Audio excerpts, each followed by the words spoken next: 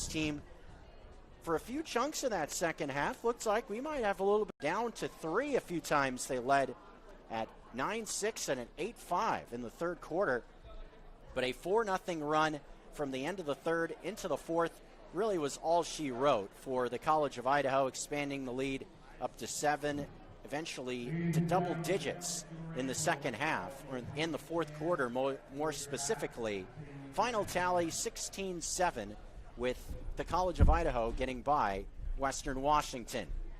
Both teams at the bench areas looks like lining up in front of the American flag. We're just about ready for the national anthem ahead of pregame introductions.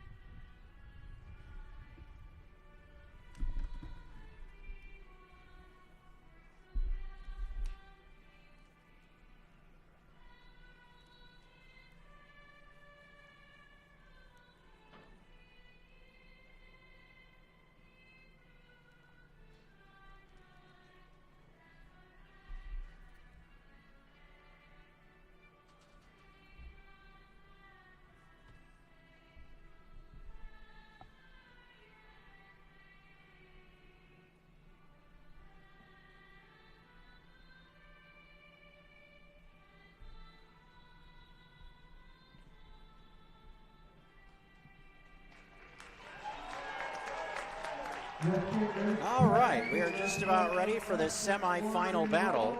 Mentioned these two teams did not get together during the course of the regular season in action in either Monmouth or at Washington Grizzly Stadium over in Missoula. The last time these two teams got together was actually, said it was a conference tournament game, actually misspoke, was a game during the regular season at Washington Grizzly Stadium in Missoula. It was a game won by Montana by a relatively wide margin, final score of 13-4. But again, that was last season, and this is 2026. And these Wolves come in riding a hot streak. They suffered a couple of tight losses against some pretty good teams in the early going of the season, losing to College of Idaho, we saw earlier on today, also losing a very tight game against Western Washington, the other team in that semifinal in our morning session.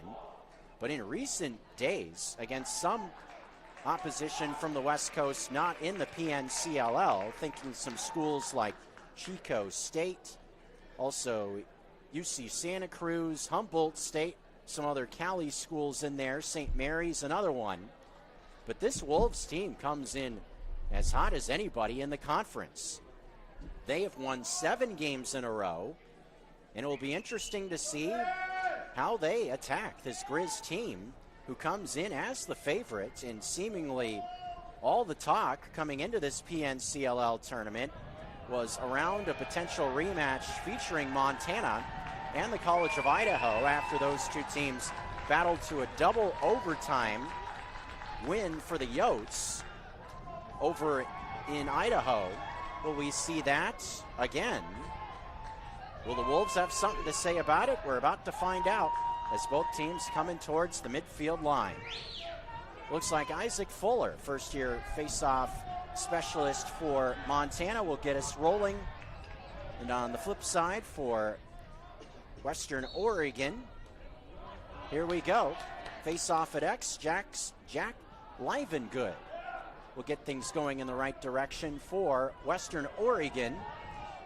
Jack Livengood, brother of the head coach for Western Oregon, also the leading scorer.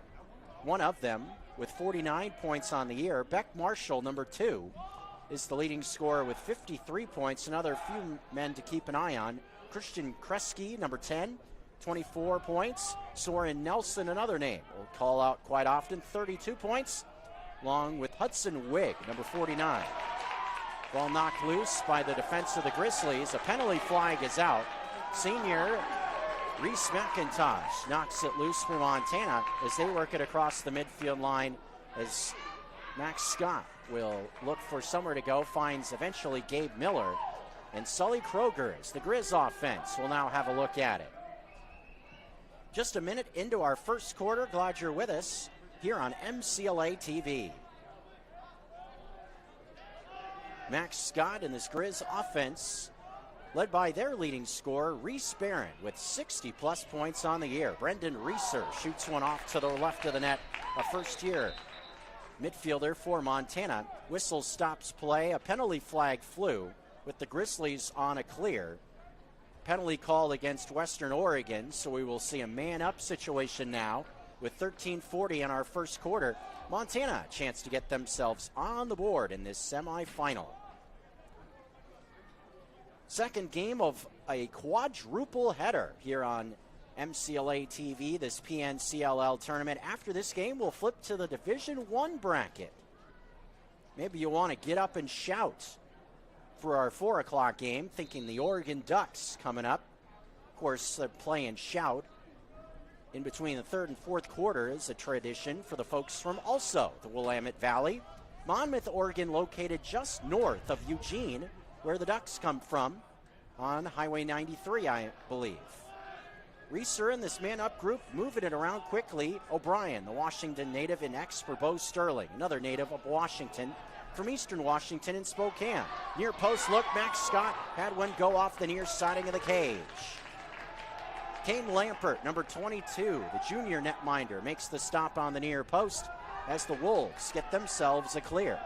With Aaron Wilcox, number 13, feeds into the middle, a shot way high over the head of Joey Kortner. And what a year for really both goalies in this game. Mention Lampert's name. We'll get to his numbers in a second. Kortner, 77% save percentage with 262 saves. My goodness, and 66 ground balls. My word. Just absurd stats for Kortner. On the near post, this one well to the left on a shot coming out of the cradle. Typically wears number 24, but that was Tyler Knowles, TK as he's known in Western Oregon. Today wearing number 6. I guess he forgot his jersey. Whoops. So if you're a Western Oregon fan and you're wondering who the heck is number 6, there you go. 12:15 to go. Another number change to mention, Micah Fu is also wearing number 21 in today's game, typically on the roster listed as number 17 for Western Oregon. 3 minutes into our first quarter. Nothing in it in terms of a score so far. It was relatively slow starting in terms of goals into the back of net in our first semifinal as well. On the near post, defensive pressure there. Doesn't matter. It's the Wolves striking first, getting past the defensive Alex Whiter is the freshman attackman out of Eugene, Beck Marshall, number 2.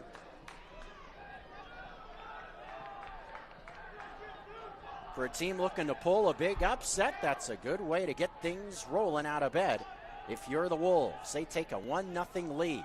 Also taking on one of the best defensemen in the conference, a Washington native, and Alex Whiter, number 51. Able to slide away from pressure to get that shot off, also to beat Kortner. Fabulous in that spot. Off the face-off, this will be a ball awarded to Western Oregon.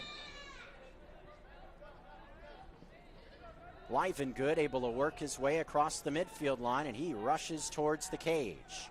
Found some space on the far post around defenseman Mason Slapper, who converges on him. A mix of youth and veteran leadership on this Grizz team. Some players like seeing on the field Matt Klein. Reeser mentioned his name a few times, been big contributors, but also a bunch of veterans. Senior Day a few weeks ago in Missoula saw 11 seniors honored on this Grizz roster. Livengood with some pressure from one of them, Mason Slapper. Whistle stops play, ball will go back to the Grizz. 4 minutes into our first quarter. From Whiter, here's Owen Graves, another Washington native. Axel Heimbach, a senior, moves it quickly towards the net. Shot stopped on the far post on the shot from Reese Barron, their leading goal scorer. There to make the save was Lampert. Trying to get around the rye. Two men converge on the ball, one of them being Kroger, as the Wolves get out of that little thicket to get across the midfield line. Soren Nelson settles things down for Western Oregon as they have the early advantage. They're 4.5 minutes in to the first quarter. A little bit easier trek for the folks from Monmouth to come up to this region of Seattle and Tacoma. Montana, 300 or 400 miles from Missoula, as this one skips over the head of Joey Kortner and into the back of the net. Hudson Wigg, number 1, a Sherwood native, makes it 2-0 Wolves. 10-13 in our first quarter, and a push of momentum early for Western Oregon. Mentioned they were hot coming in, and it definitely looks like a confident group so far. Saw Isaac Fuller at the first two face-off spots. Now, first-year defenseman Jake Ahrens will take over for Montana. Number 4, another Washington native.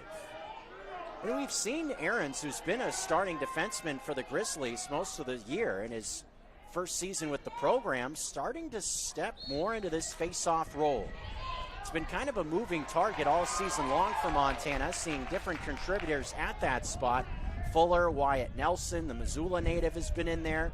But more times than not the last few weeks, it seems like it's been Ahrens in that position. And it seems like he has settled that spot down a bit. That was a big story with Montana earlier this season, thinking specifically a loss to the Bobcats, if you want to point one area where that was a big reason why they took the L. Lack of face-off wins. Just bringing some more stability to that spot. Putting the shoulder down, Michael Ray, he shoots one off the post. Looking to give the Grizzlies a push in the offensive end after a quick start from the Wolves, not to be. Now a scrum looking for the ball.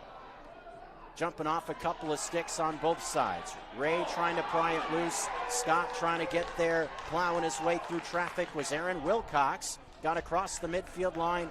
Almost threw it away to KJ Gilman. Eventually getting to it is Gilman for Montana. First-year player for the Grizz. Transfer from Dominican University of California. Flag is down. Ray finds the ball in the middle. He winds it up. A bouncing shot. Ends up with Barron and X. Again, a flag down here. Barron works it to the far post. Thought about a BTB shot at Asa Deskins from the wing. We will see the Wolves pry it loose. Whistle stops things. Again, a flag was down with 8:45 in the first quarter. This will be another man-up look for the Grizz offense. Quick start from Western Oregon. Montana looking for a rebuttal to that. Just about halfway through this first quarter. 8:45 in the first. Ideal conditions for this one here today, specifically for a few teams that think about cool springs, a lot of moisture, probably more rain around Eugene, as Sully Kroger from up top shoots and scores. Montana takes advantage of the man-up look as they get themselves on the board. One of their leading scorers, speaking of Oregon, Sully Kroger gets Montana onto the board. 2-1, Wolves still with the lead, but Montana breaks through. Sully Kroger, what a year he's had. 57 points. That is 32nd goal of the season. A career high for Kroger.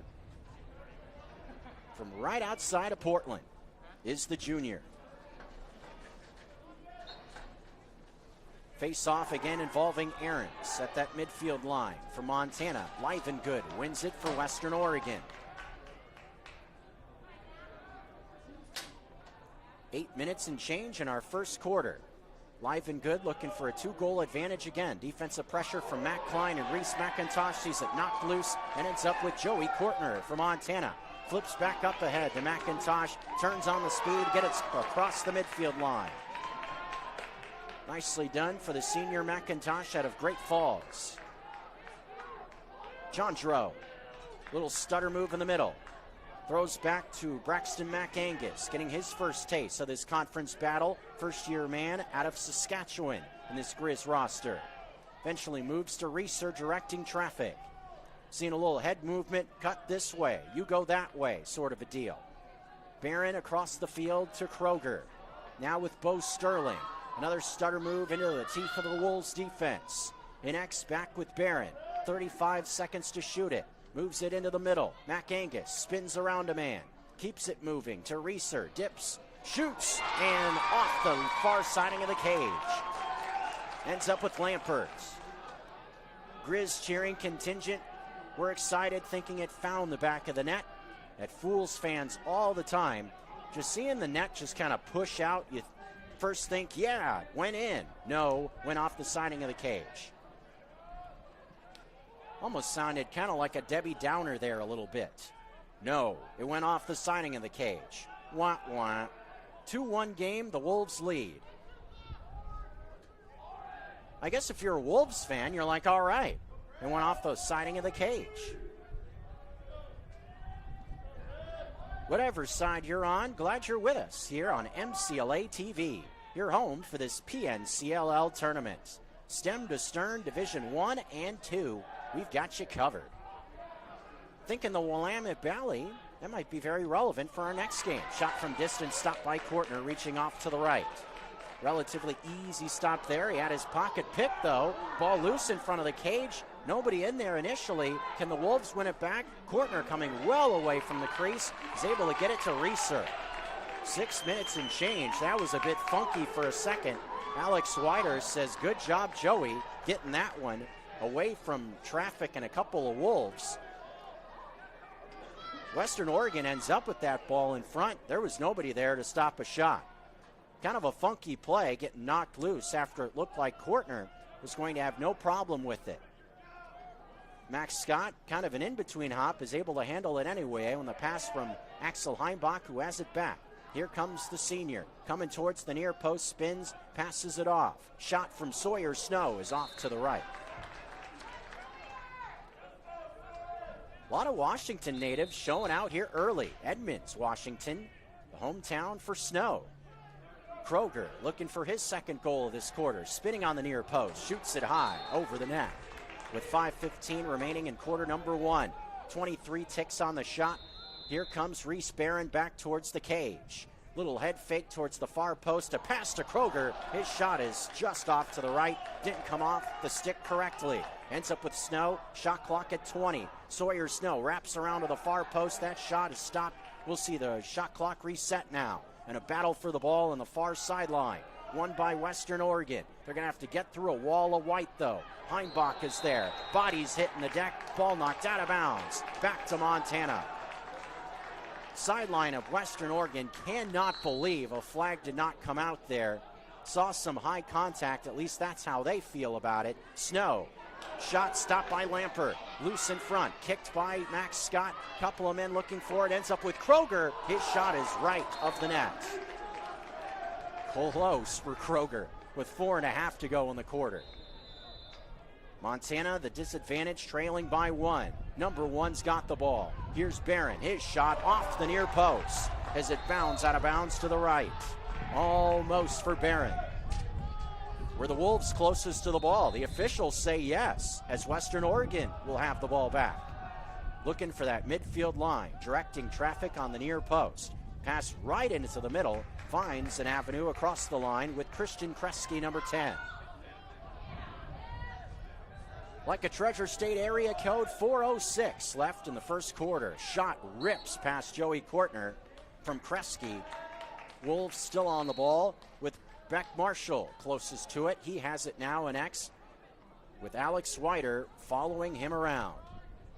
Leading scorer for the Wolves has scored once in this quarter. A quick start, give them credit. Had 2 into the back of the net in the first few minutes of the game, seemingly before the Grizzlies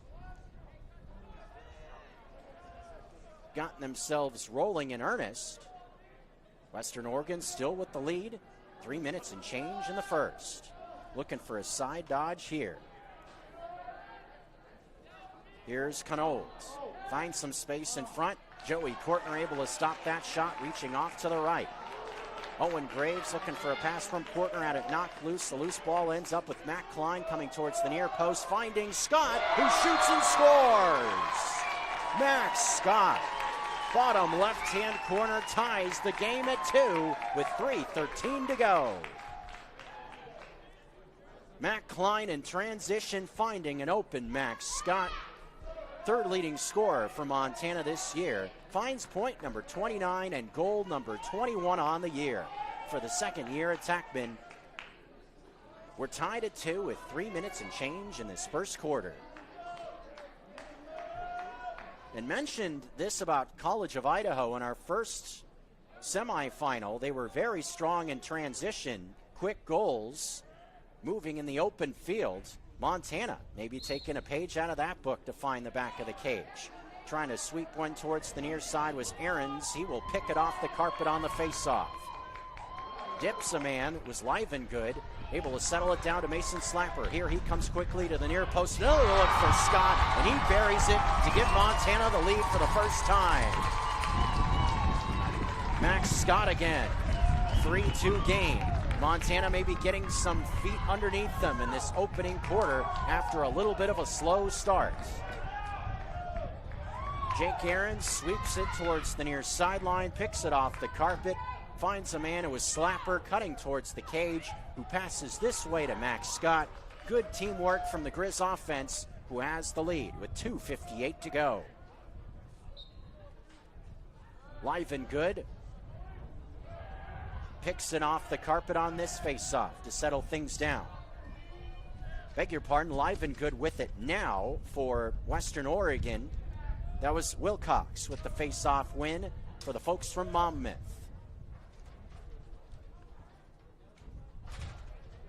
Other than this PNCLL conference, Western Oregon and Missoula do have some crossover.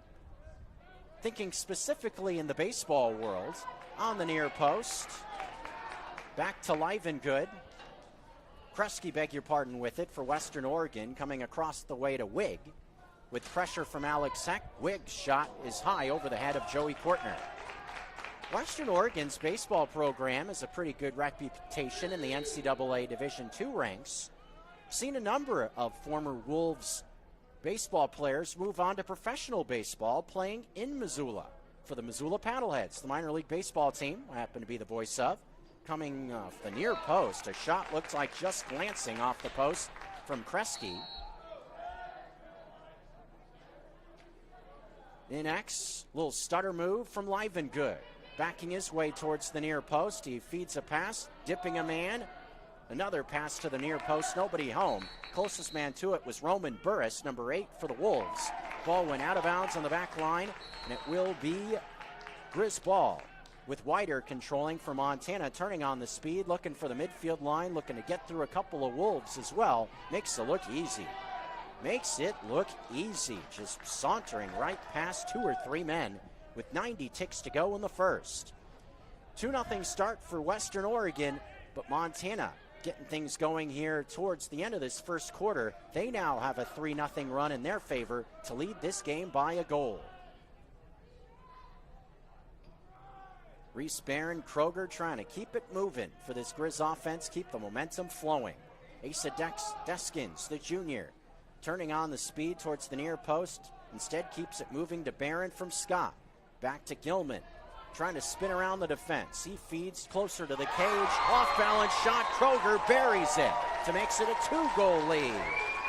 Sully Kroger takes a bump, gets knocked on his behind. Doesn't matter. 4-2 Montana with 53 to go in the quarter. 4-0 push. And after a bit of a slow start, have to like the response if you're Tucker Sargent on that sideline for Montana. Western Oregon comes out with a lot of juice, a lot of fight in the early going, trying to send an early message that they're here for a battle in this tournament semifinal. Montana responds as the quarter resumes and start to take control. And now a legal procedure called on the face-off that will give Montana the ball with 50 ticks to go in the first quarter. Shot clock is off. Montana can wait for the last shot to talk it over. Looks like Tucker Sargent is going to call his troops to the bench. Indeed he does, using his first timeout of this half. First timeout we have seen here in the first quarter, the first of 2 timeouts available for Tucker Sargent in the Grizz.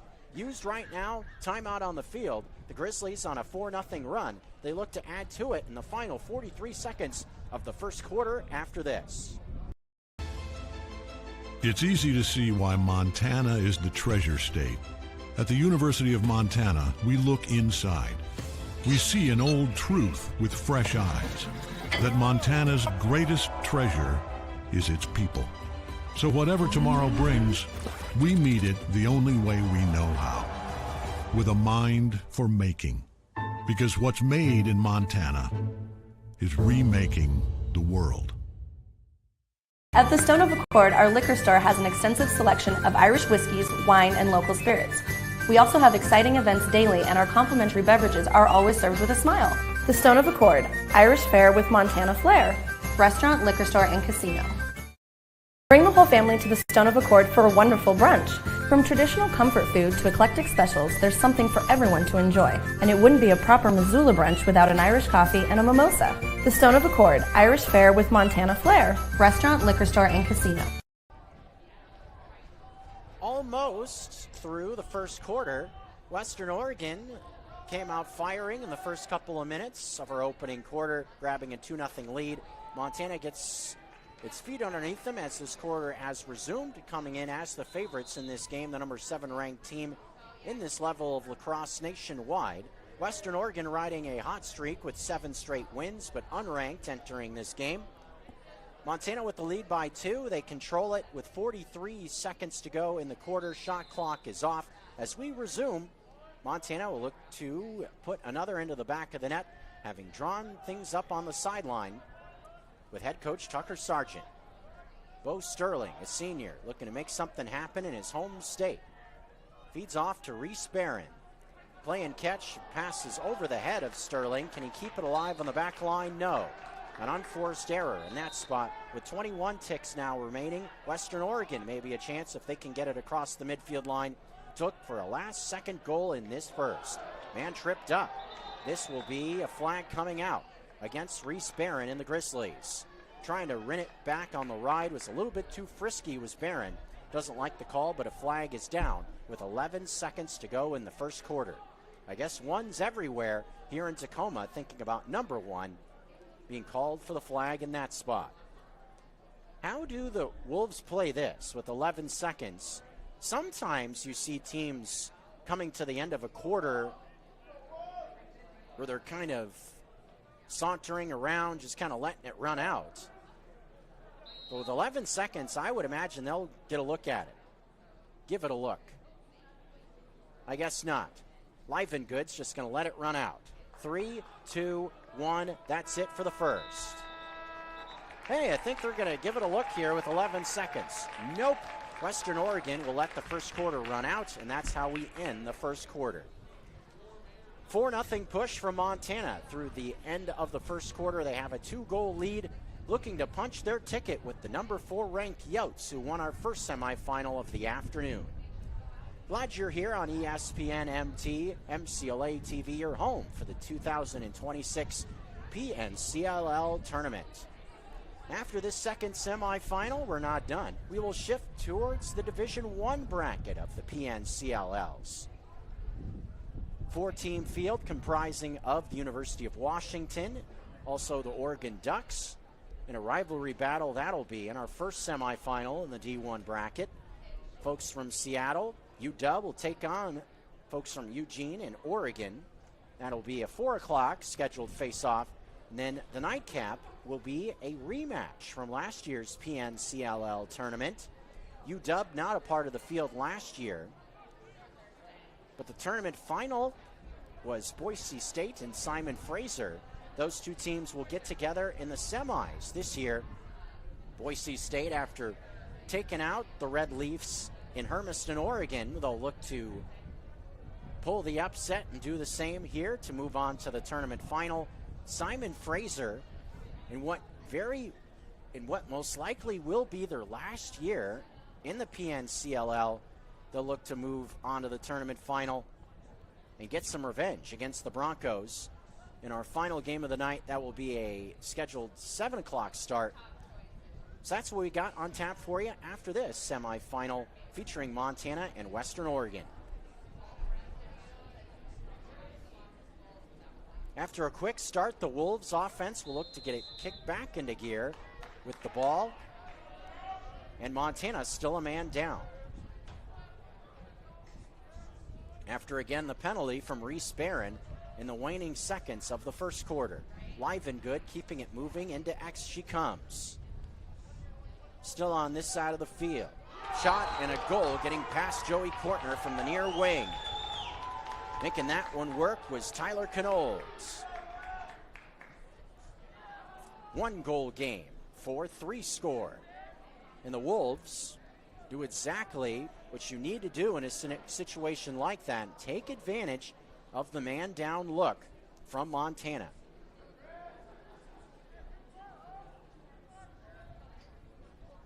If you're coach Live and good on the sideline, you have to like the execution in that spot. Your opponent gives you something like that, gives you the man-up look, have to take advantage. Live and good on the face-off against Klein. Sees it battled for, ends up with Live and good. Seen Klein, Fuller, and Jake Aarons at that face-off spot for Montana so far. Maybe trying to keep all three of those bodies fresh in this first half. I have to also think about the collective body of work throughout the course of the conference with potentially seeing a tournament final tomorrow. Can't use every bullet in the chamber in a semi and have nothing left for the game for all the marbles. Alex Wire picks one off the carpet, works it across the midfield line using all that athleticism. Eventually a bouncing pass ends up with Kroger, passes down low, a shot off the post from Reese Barron. Looking to keep it alive is Max Scott, who found the back of the net twice in the first. Ball knocked loose out of bounds. This will come off a stick of a Wolf. That will be out of bounds to Montana. Dimitri Pereira putting some pressure on defensively, trying to win it back, but it goes out of bounds off his stick with 13:47 in our second quarter. Scott just waiting for the whistle and ready for play.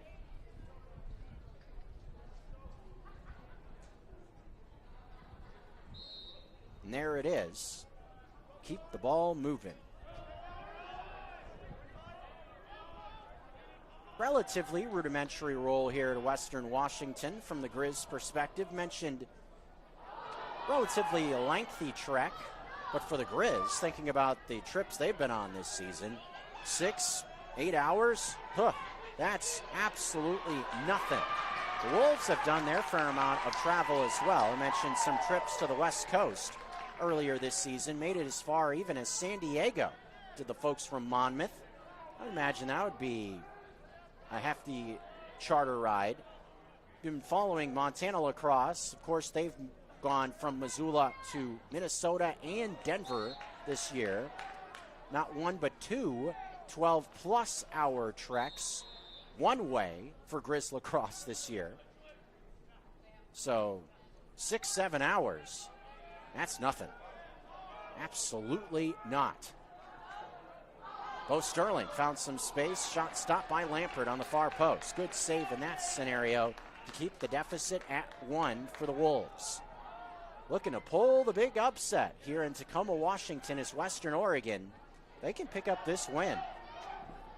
Could definitely put themselves in a position where they could be potentially sniffing at an at-large bid. Even, in theory, if they were to get through this game and fall to the Yotes tomorrow. Pass into the middle. Looking for some space. 2-3 bodies around the ball for Montana. Forces it this way. Grizz defense just swarming around the ball as Live and Good will settle it down a little bit. Beg your pardon, that's 10, not 0. And Kresge with the ball for Western Oregon. Roman Burris looking to X, men directing traffic around him. He's going to trade places with Soren Nelson, who has it now on the near side. Passes up top. Coming downhill around the defensive Mac Angus. A shot knocked away off the stick, looked like of Gabe Miller, getting in the way for Montana. 11:38 before halftime. Western Oregon, seeing the shot clock winding down, takes a shot. It goes way up over the head of Kortner. 7 seconds on the shot. Now or never on the near post. Save made on a look there from Beck Marshall. That one skips out of bounds. Shot clock also expiring in the same breath. That will be Montana possession with Ahrens lobbing to Kortner. Little head fake to find a pass off to senior Alex Heck. Up ahead further, finding Kellen O'Brien.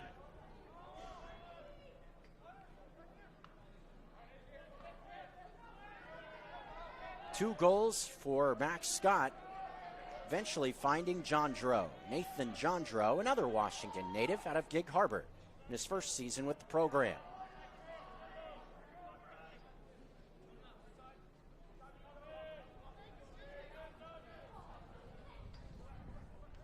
Looking to call his own number as Jondreau instead passes off to Heimbach, who gives it back to Jondreau, keeps it moving to Graves, coming towards the near post.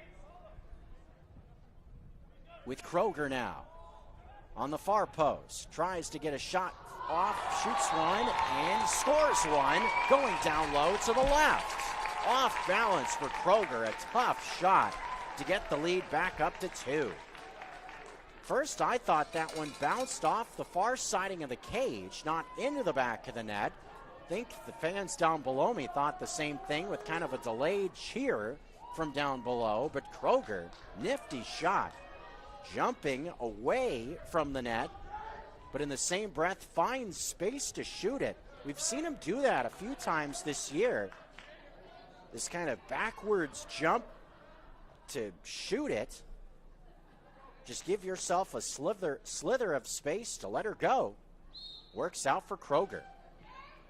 His second goal today.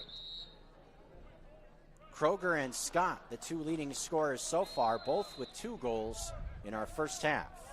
Legal procedure again called on the face-off, seeing Western Oregon possess.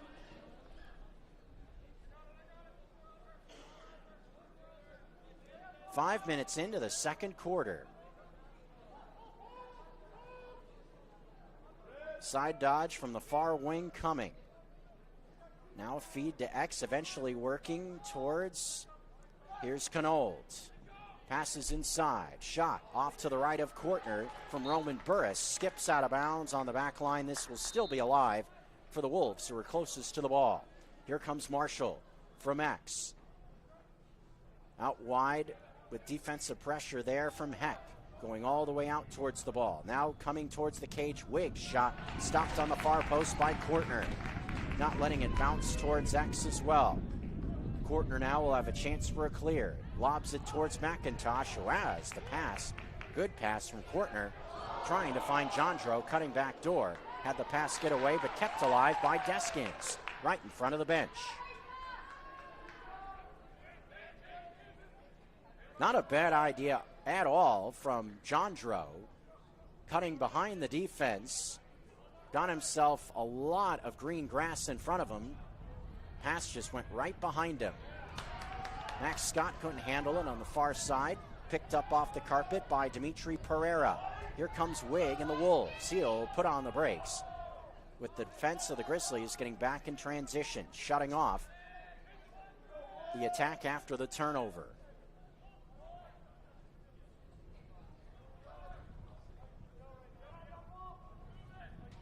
Here's Micah Fu and Wig keeping it moving on the near wing. Eventually, here's Marshall once more, and X with Whiter with him. A cerebral attack this time from Western Oregon, looking to get the deficit back down to 1. Defensive pressure there from Ray on the far post. Pass tipped by Deskins, picked by Jake Ahrens for Montana. Works his way across the midfield line. Puts on the brakes as he gets there, and will feed off to Michael Ray. Will he come towards the net using that physical style? Always seems to play down here. Hill putting his shoulder down in a physical style for the Grizz. 7:50 in the second quarter. Ray back with it, directing traffic. Looks for a screen from Gilman. There's that shoulder move. Flag is down. Still putting the shoulder down as Ray lost it. But now we will see the officials stop things. Again, a flag came out. This will be against Western Oregon.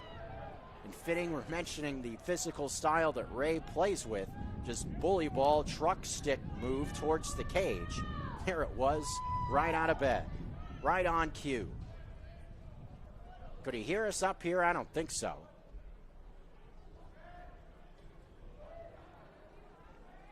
.740 in our second quarter. With the Grizz leading by a pair, they will have another look at a man-up situation. In X with Bo Sterling. Coming towards the near post, feeding Reese Barron. His shot off the back of a Wolf, who cut in front of the net, lunging to get it back. Kroger to the rebound, stopped again by Lambert, who takes it into the crease. Putting his body on the line, I believe, was Reed Granquist, the senior defenseman. Literally with his back, blocked the shot. Granquist and the Wolves able to get it across the midfield line. Coming towards the near post, Turf Monster got a man. It was Wilcox. He's able to jump up and keep the ball in his cradle. 7 minutes before halftime. Western Oregon back on the ball. It's kind of nifty there how Wilcox slipped and fell, got right back up, kept the ball, no problem. Turf Monster tried to get him. He said, not so fast.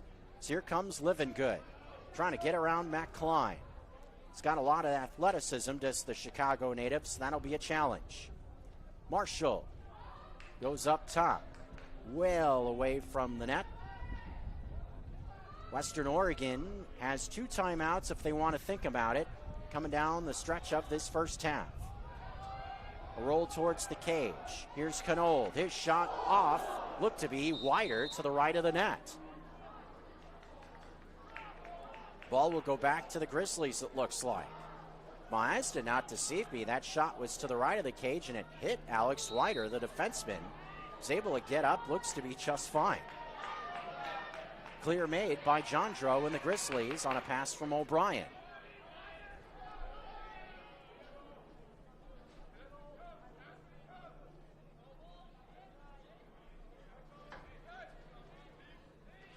Both teams trying to take a step further towards the national championship tournament. Winner of this PNCLL bracket claims an automatic berth. With both Montana and College of Idaho in the top 10 entering the weekend, both outfits seemingly think they have to be in good position to make the tournament. Of course, teams that do not qualify as tournament champs also can find an avenue to the tournament via an at-large bid. Selection committee will get going with the 16-team field tomorrow. Should see the MCLA tournament field by, I would imagine, local time here, probably 5, 6 o'clock, I would imagine. The other tournament final games taking place throughout the country tomorrow morning / afternoon for the most part. D2 finals scheduled for 10 a.m. tomorrow, with the afternoon affair being at 1 o'clock, being the Division I final. Working towards the near post, Wider was able to make the stop along with Portner on that roll towards the cage from Marshall. Nicely done by the defense of the Grizz. 4.5 minutes to go in this first half. Alex Heck gives it a look, whips it way down the field, finding Reese Barron to the left of the cage. Little bit of a breeze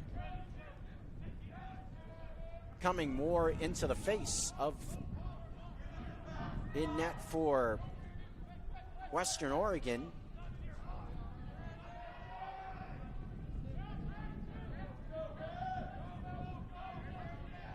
Mac Angus comes downhill, kind of coming left to right as the breeze. 3:55 to go. Reeser, bit of space, feeds inside to Max Scott, looking for a hat trick in the half, loses it as he comes in front of the net, taken by Pereira for Western Oregon. Lampert, netminder, flips it back this way on the near wing. Grantquist able to make it across the line. Now in transition, has a man on the near post, feeds it there. Looking inside, nothing home for Western Oregon. So they'll settle it down a bit with Wig. Wig looking inside in front of the cage, hoping someone would pop open, not to be. Wig passes to the near post, trying to spit around the defensive Wider. He's going to have none of that. Hits it off on the near post. Does the senior defenseman, all-conference pick and All-American last year, having another fabulous season for the Grizz. Sully Kroger with it, along with Mac Angus for Montana. 3 minutes to go before halftime.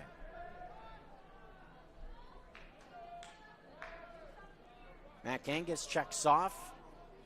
Ray comes on for the Grizz. From Kroger to Barron, now across the field to Scott. Now with Ray on a bounce pass, able to handle an in-between hop and give it off to Deskins. Little stutter move into the middle. Missoula native passes off to Scott, eventually to Reese Barron. Comes towards the near post, skips one just to the right of the net. Trying to sneak that one in on the top right-hand post, not quite there. Grizzlies closest to the ball with 28 seconds left on the shot clock. Taking it back into play was Max Scott. Bouncing it in to Gilman. KJ Gilman stutters towards the far post, now spins. Looking for an avenue on the far post. Where's he going? Up top to Ray. Now to Kroger on the near wing. Side dodge, near side. Looks in the middle. Finds Gilman. Across the field. Shot clock winding down. 5, 4. Gilman's shot over the cage. Final few seconds on the shot clock. This will be a shot clock violation against Montana, coming off the stick of Scott. Defense of the Wolves holds there with 1:53 to go in the first half. Keeping this game tight in the first half so far. Life and good across the midfield line. Quick start for the Wolves. The first 2 goals of this half. They trail now by 2, looking to get it back down to 1. Live and good, one of their leading scorers, with Wider patrolling him. Sees a whistle stop play. Timeout Western Oregon. They use their first timeout of this first half. Both teams now 1 timeout remaining for the final 92 ticks of this first half. Western Oregon fired up. They trail by just 2, looking to cut into the deficit again on MCLA TV.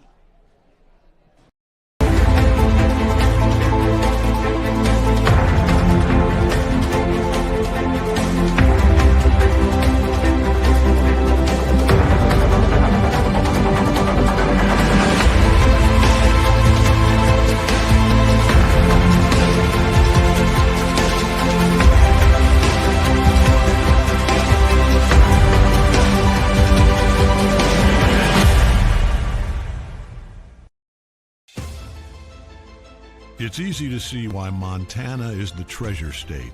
At the University of Montana, we look inside. We see an old truth with fresh eyes, that Montana's greatest treasure is its people. So whatever tomorrow brings, we meet it the only way we know how, with a mind for making. Because what's made in Montana is remaking the world.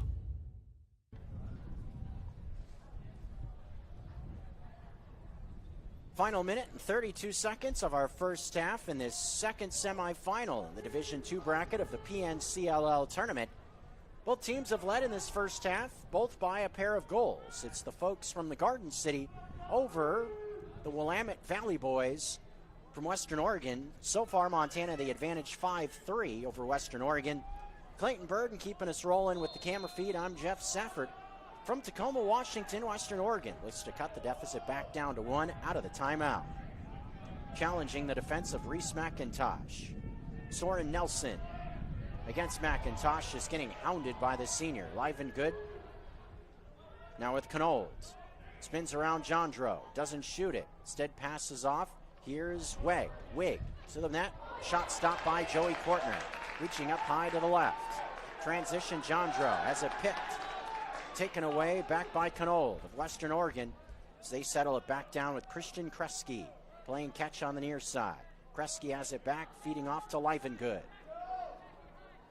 50 ticks in the quarter. Here comes Livengood, the senior out of Salem, shoots one to the left. Capital City, pretty close to Monmouth, Oregon. Monmouth just a bit southwest of Salem. sits right on I-5, in between Eugene and Portland.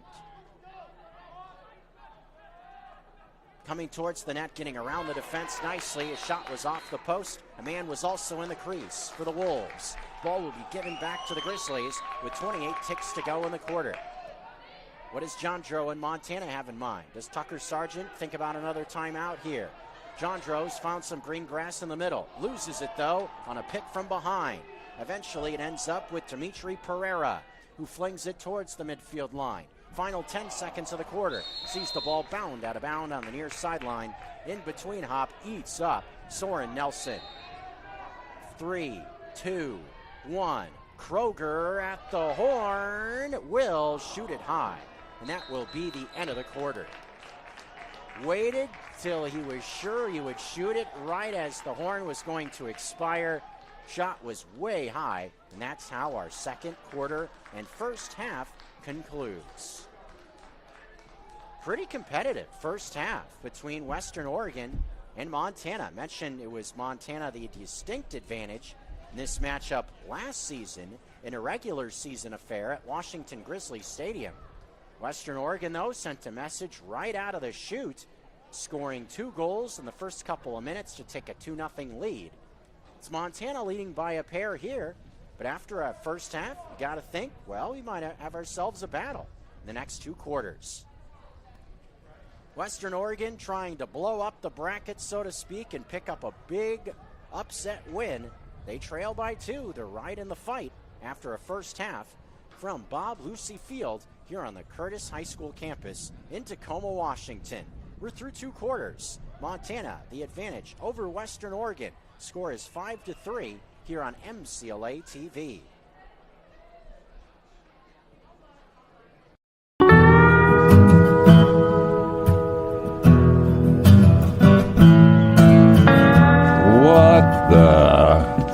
What are you drinking?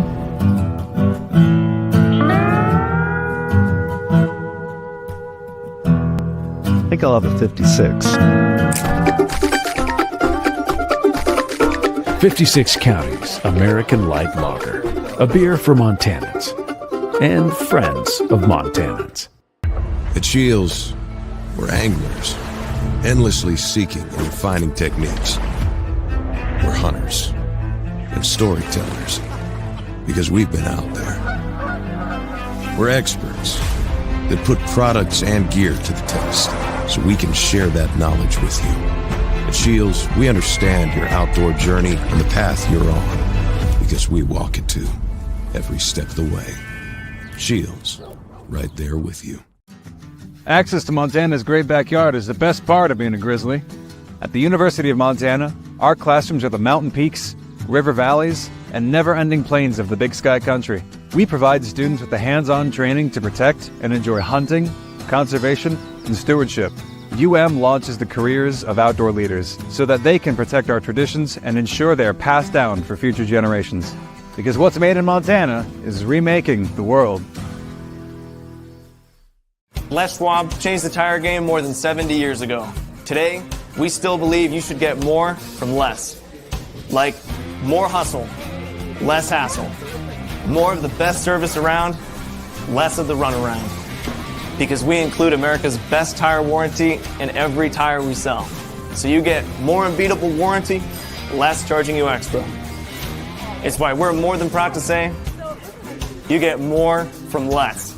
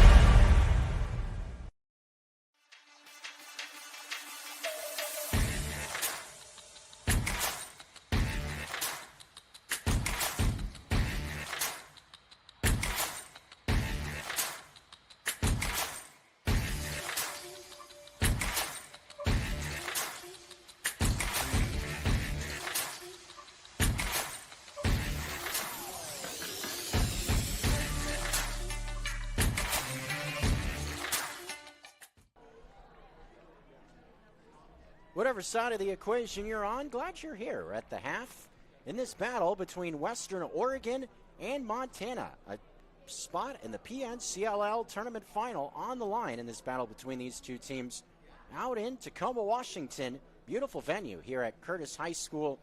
I mean, you couldn't find a more ideal setup. I mean, a beautiful campus, beautiful surroundings. We got firs and flowers in bloom, all green around us, thinking about the Pacific Northwest. And in the springtime, just ask a Montanan. You never know what you're going to find in the Treasure State. Talking a bit about this in the first semifinal. How about this for Missoula, Montana this week, weather-wise? Was on Monday and Tuesday, this week, was 80 degrees. Gorgeous, beautiful weather. Sunny skies, cruising around outside. Mentioned Eugene. I think Missoula and Eugene are very, very similar towns. Both college towns. Eugene loves their Ducks. Missoula loves their Grizzlies. You got the Willamette River going right through Eugene. Missoula's got the Clark Fork River going right through town as well. A lot of similarities between the two places. I'm thinking Missoula was 80 degrees, short sleeve, cruising around, maybe finding some time to get on the river, hanging out on the back patio, enjoying some sunny weather. A couple days later, you got storm warnings, snow, and record low temperatures. In places of Montana, below 15 degrees yesterday. What? I don't know. What the heck is the Treasure State doing weather-wise? No idea. But beautiful weather here in western Washington. A little bit of a breeze. Not a cloud in the sky to be seen. Temperatures in the mid-60s. An ideal setup for some tournament lacrosse. And we'll see what adjustments both teams make in our second half. Love the energy from Western Oregon from the start. They've been playing with a lot of confidence, frankly, and momentum. Definitely thought of as the underdog, no question about it, coming into this battle, with Montana ranked at number 7, trying to find an avenue to the PNCLL tournament final for the 5th consecutive year. Western Oregon trying to pull off the big upset, scored the first 2 goals of the half, and despite falling behind, Montana finding its footing towards the end of the first quarter. Continue to play with confidence and a lot of energy, and we'll see what they got for the second half to look to continue to challenge this Montana outfit. Got the second half coming your way after this. Montana leads 5-3, quarter number 3 coming up in just a moment.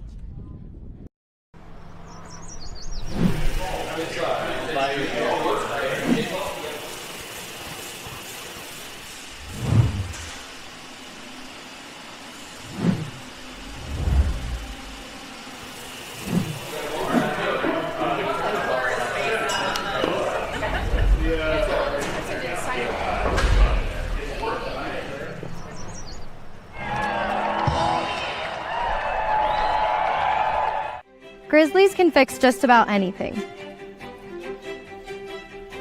That's why the University of Montana is the cybersecurity center for the Treasure State, training the next generation to defend what matters most. We deliver graduates with skills to fill more than 1,100 open cybersecurity jobs in Montana. As the region's cybersecurity hub, we'll be prepared for tomorrow's threats, because what's made in Montana is remaking the world. Bring the whole family to the Stone of Accord for a wonderful brunch. From traditional comfort food to eclectic specials, there's something for everyone to enjoy. And it wouldn't be a proper Missoula brunch without an Irish coffee and a mimosa. The Stone of Accord, Irish fare with Montana flair. Restaurant, liquor store, and casino. At the Stone of Accord, we use the freshest ingredients to create our homemade traditional Irish classics, fresh salads, and creative specials. Come enjoy our warm, family-friendly atmosphere.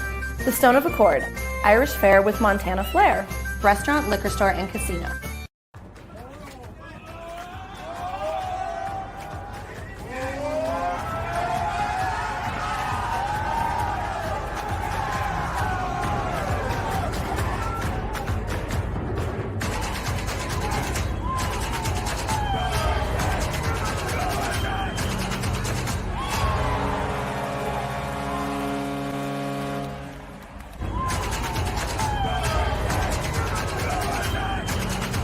Why would any business let you use their product and give you 365 days of reassurance? Mattress Firm does because they believe in their mattresses. Save on top brands like Nectar, Tempur-Pedic, Beautyrest, Serta, Stearns & Foster, and others. Mattress Firm carries $149 mattresses all the way up to the luxury Purple Rejuvenate Premier. 0% in payments as low as $39 a month, along with 365 days of reassurance. See why Mattress Firm is Montana's best place to find the sleep you deserve. Mattress Firm, where it's easy to get a great night's sleep.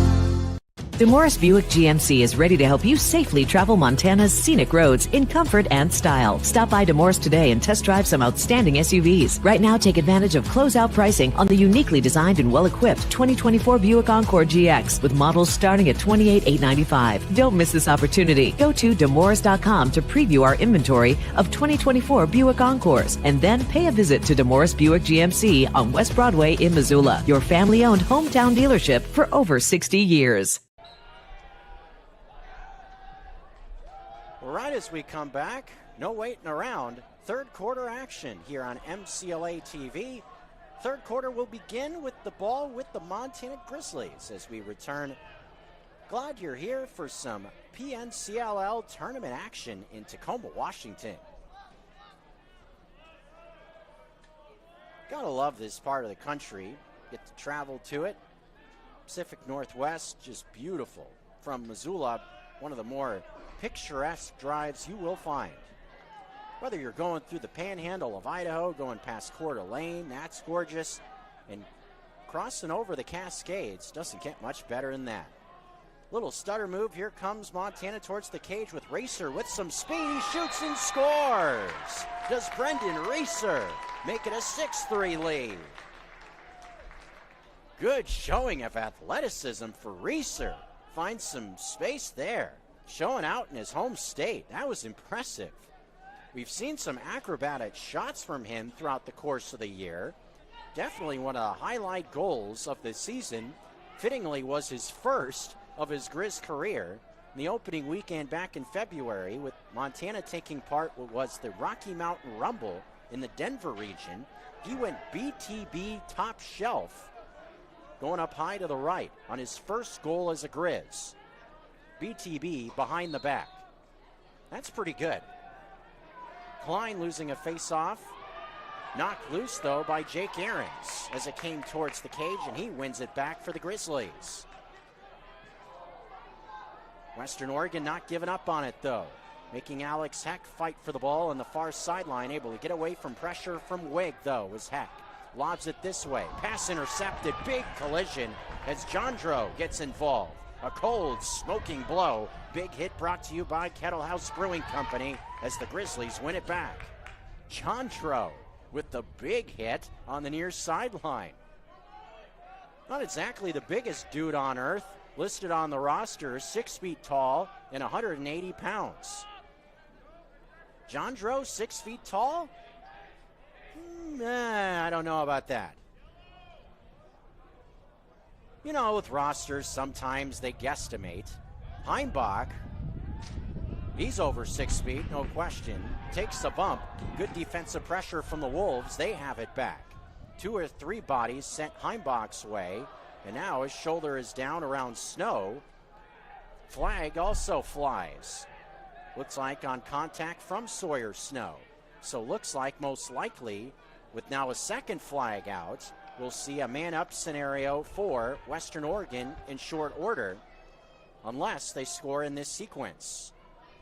Saw contact on the far side of the field, also a flag down closer to us. Imagine that means offsides against the Grizzlies as well. 2.5 minutes into our third quarter. A lead is 3 for Montana. This their largest lead of the day. Western Oregon briefly had a 2-goal advantage in our first quarter as Livengood sees a pass get away towards the midfield line. Again, a couple of flags down. And with contact towards the midfield line involving Scott, we'll see now the flags acknowledged. As Snow heads to the penalty area, as does O'Brien for Montana.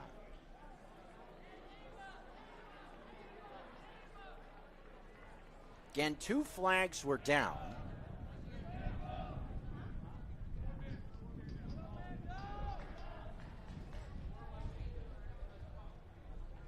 There will be, looks like,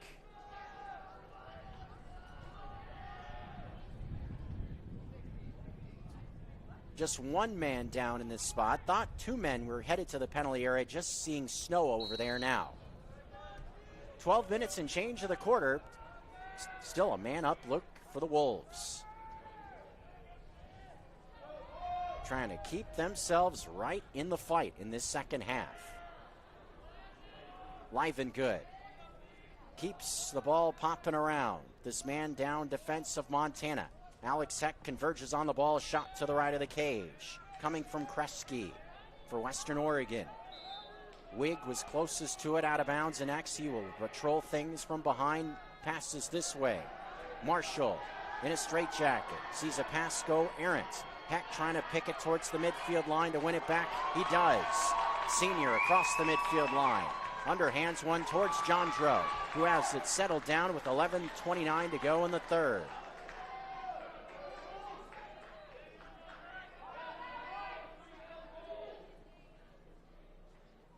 Jandro and Barron, along with Kroger, directing traffic. Telling McIntosh to go back to the bench. He heads there along with Jandro as KJ Gilman and Ray check onto the field for the Grizz. Max Scott to Barron and X. Plenty of time on this possession. Here's Deskins. Trying to use his speed, gets around one man, looking to dip two, passes off instead to Ray. A bit too much mustard on the feed.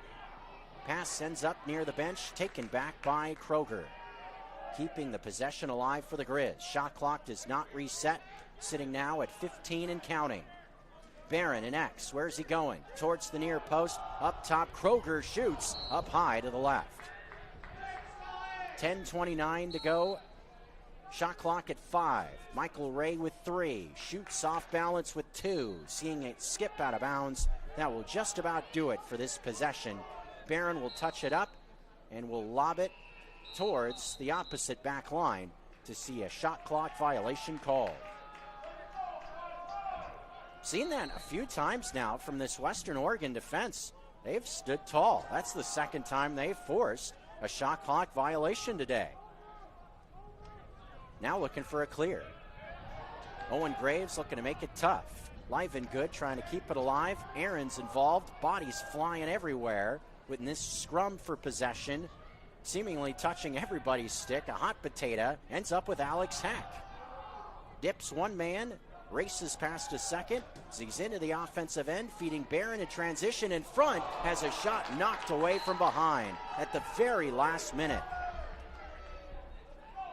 Callan Mulkey came from behind at the very last second to knock that shot away, coming off the stick of Barron. Looked like he was about to have a point-blank look in front. Good hustle from behind. Keep that scoring chance away from the Grizz. Here's Mikey Ray. Two men sent his way. A bouncing ball ends up with Gilman. Eventually Kroger shoots off to the right on the feed from Gilman. 9:16 to go in this third quarter. 46 seconds on the shot, with Montana continuing to lead what's been a relatively low-scoring affair. Here's Reese Barron. Gets pinballed by two men. A third. He shoots, goes into the back of the net and scores. Barron is down, just got bumped around. And the training staff will come out and check on him.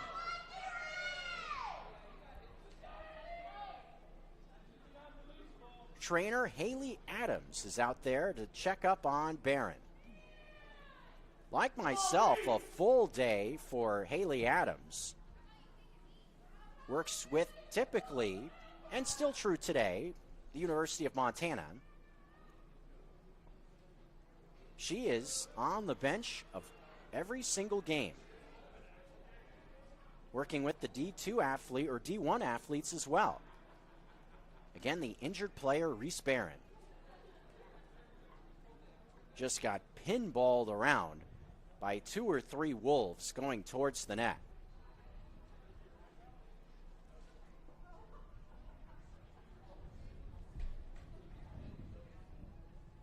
scored in the same breath. So the lead is 4 for the Grizzlies at 7-3, with Barron finding the back of the cage for the first time today. But obviously that is not what's on Montana's minds, as he is able to jump up and looks like will be okay. Tucker Sargent was out to check on him as well. And I think it was more looking at an upper body injury in that spot for Barron. It looks like took a hit up high going towards the net of the Wolves. The concern with Barron has to do with the lower body. He's been playing with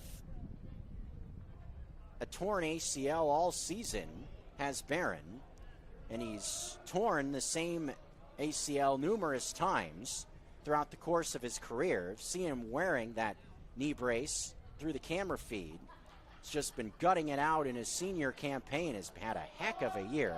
As we mentioned, the leading scorer for Montana, north of 60 points entering this weekend.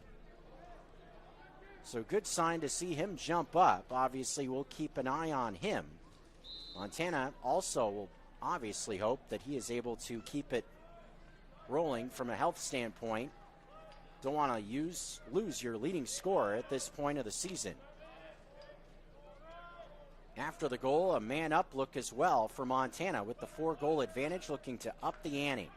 O'Brien with a bit of space keeps it moving to Kroger. Fakes a pass, gives it back with Bo Sterling. He gets bumped a few times, hits the deck. Another flag comes out. This will be another stoppage because of a penalty against Western Oregon. 8:38, third quarter. Another man headed to the penalty area for Western Oregon. Chance to see the lead grow to 5 if you're Montana. This might be a big moment in this game. We've touched on how Western Oregon looking to pull a huge upset's been hanging around. Chance for the Grizz to stretch it out, give themselves a little bit more of a comfortable lead. Two-man down group knocked the ball loose. But not giving up is Reeser and Bo Sterling. Coming towards the cage, Sawyer Snow wide open. He scores and adds to the lead. It's 8-3. Sawyer Snow, the Washington native, adds to the advantage. 5 goals now for Montana. And give the Grizz credit. After that quick start from Western Oregon, taking a 2-0 lead, since it has been an 8-1 advantage for the Grizz. Total now 8-3 in the third.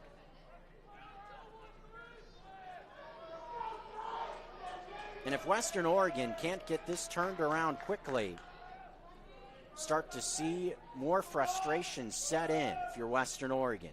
This is a big spot in the game for them. If they want to hang in this one and keep it close halfway through the third quarter. Jake Aarons battling for a face-off. John Drow and Slapper converge. It's John Drow winning it for Montana. He looks in the middle. Nothing home, but he will keep it in the cradle. Look to keep this push in the third quarter rolling. Kroger had a big first half. Has it on the far post. Comes to Snow. Away from traffic. Throws it over the head, though, of Mac Angus. Does Snow. With 7:49 in the third, an unforced error for the Grizz offense. Mac Angus tries to be tough on the ride. Going right through it are the Wolves. Livengood able to settle it down near the midfield line.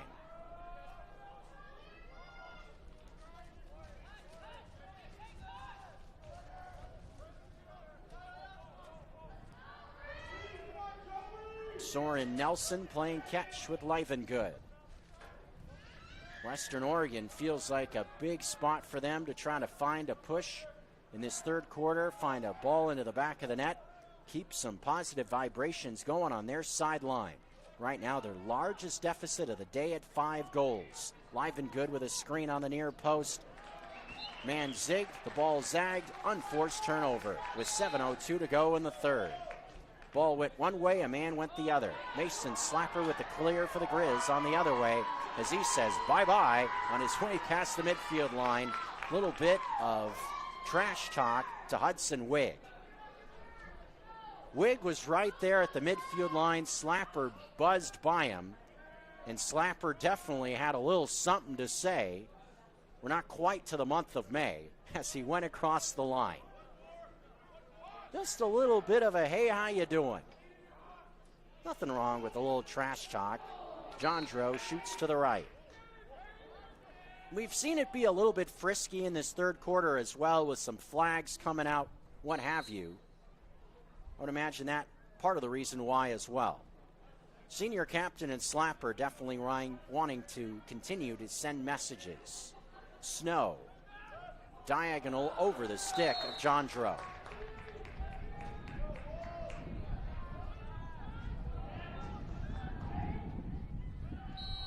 Again, Reese Barron shaken up earlier in this quarter.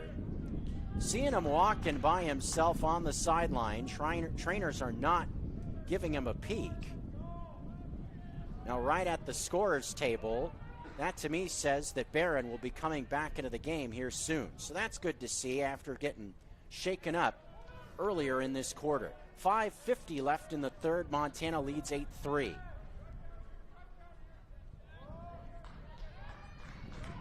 Jack Livengood trying to keep his Wolves in the battle. Three defenders around him, just gets hammered down by Ahrens, and no flag is down. Just a clean, cold, smoking blow brought to you by Kettle House. Another depleter, and now a scrum in front of the Grizz bench with Alex Heck taking a high hit. 5:22 in the third. Things definitely getting a bit testy now.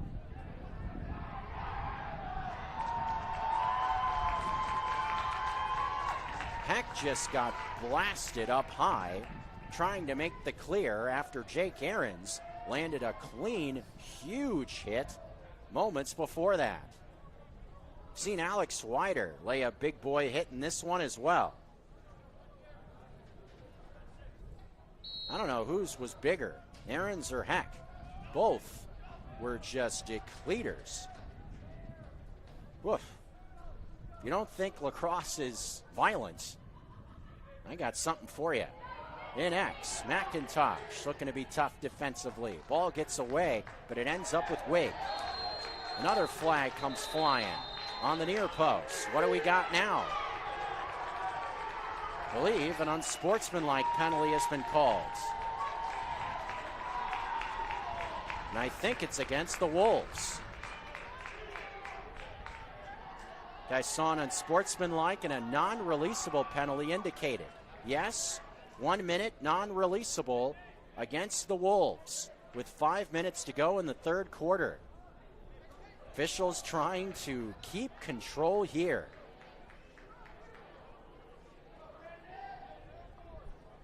1 minute non-releasable with 5 minutes on the dot remaining in the third quarter. It's been testy throughout this third quarter. Officials had finally had enough of that, calling the non-releasable penalty for unsportsmanlike conduct. Ball gets away though. Unforced error, not what you want to see there from Reeser looking for O'Brien if you're a Grizz. Nice shoulder shake and a clear for Pereira for Western Oregon. Plenty of pressure still there though on the near sideline applied by Ahrens as the ball is knocked loose. Was a man out of bounds? No. Ball will be given back to Western Oregon because of the defensive pressure. A little bit too frisky was Ahrens trying to win the ball back. Ball rolled towards the midfield line, right to Mason Slapper. Works his way across the line. Here he comes towards the near post. Whistle stops play. A man is down for the Wolves. Grizzlies cannot believe it that play was stopped in a scenario like that. Injured man is down for Western Oregon with 4:27 in the quarter. It's Dimitri Pereira who jumps up quickly. Haley Adams and the training staff gives him a peek. Looks like he will, with a bit of a hitch in the giddy up, walk back towards the sideline.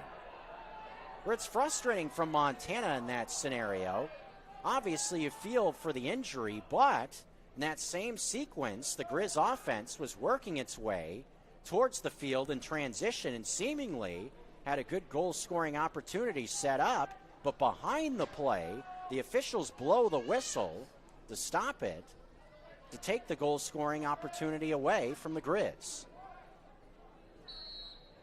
Now we resume with 4:27 left. Again, still non-releasable penalty, a part of it for the Wolves. Man up look for the Grizz. Sterling keeps it moving to Kroger, who shoots. Stop is made by Caden Lampert.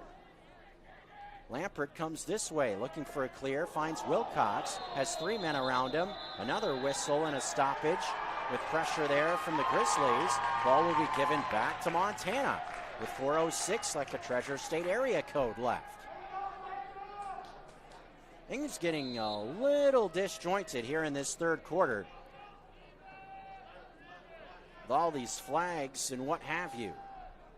Sterling on the far post, trying to find the back of the net, jumping to the cage. Officials say he came into the crease. No goal for Montana with 3:54. Sterling found the back of the net, but came into the crease doing so.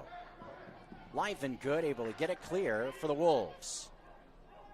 Still a 5-goal deficit here in this third quarter. We're under 5 to go with 3:40 and counting. Grizz defense, it's been tough on opponents all year long, looking to stay tough to punch a ticket to the PNCLL tournament final to get a rematch with the College of Idaho. Far post, top shelf, burning the back of the net is Wig. His second goal today. Western Oregon says not so fast with 3:16 to go in the third quarter. Second goal for Hudson Wig. Their leading scorer for Western Oregon beats Joey Kortner. 3:16 to go in the quarter. And that felt like a almost vital goal in that spot to keep a pulse in this one.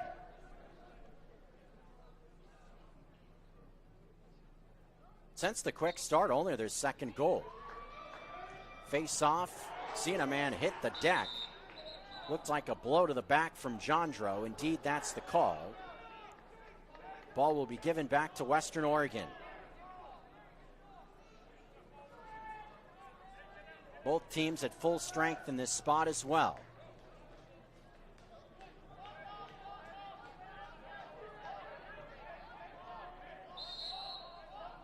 Officials give the ready whistle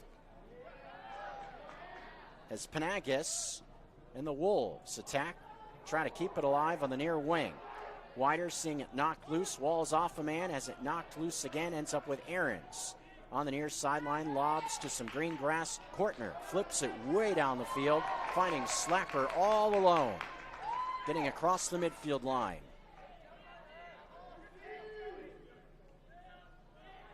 The senior McIntosh feeding Reese Barron. Good to see Barron back onto the field after getting shaken up earlier. Kroger and Barron playing catch. Eventually finding Max Scott, the 3 leading scorers for the Grizz, all getting a touch on this possession. Back to Barron.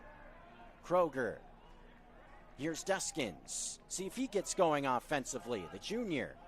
In the middle, finding Michael Ray, now out wide to the left. Dips a man, shoots one just off to the right.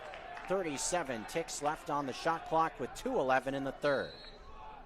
Here's Barron once again, using a screen from Max Scott. Bouncing ball, picked up by Deskins, well away from the cage. Now coming towards the net, using his speed.